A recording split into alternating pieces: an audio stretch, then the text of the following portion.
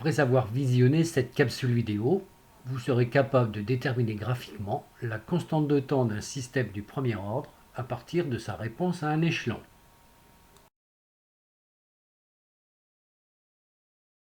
Un échelon peut se définir comme étant une variation brutale d'une grandeur physique continue. La réponse temporelle des systèmes dits du premier ordre a toujours une allure très caractéristique permettant ainsi de les identifier. Intéressons-nous à cette courbe. Vous pouvez remarquer qu'en ordonnée ne figure aucune échelle. Ce choix est volontaire. Seule l'allure de la réponse nous intéresse. Nous dirons simplement que l'écart entre la valeur initiale avant l'échelon et la valeur finale après l'échelon représente une échelle verticale graduée de 0 à 100%. Vous utilisez ensuite cette échelle pour trouver le point de la courbe correspondant à la valeur particulière 63%.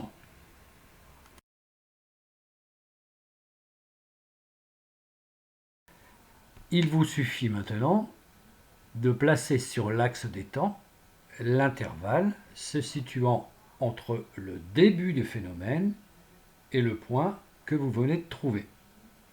Cet intervalle donne la valeur de la constante de temps tau, que l'on peut évaluer à peu près ici à 0,15 secondes. De manière similaire, si vous prenez cette fois 95%, vous allez trouver un intervalle de temps égal maintenant à 3 taux. Une simple division par 3 et vous trouvez la constante de temps tau.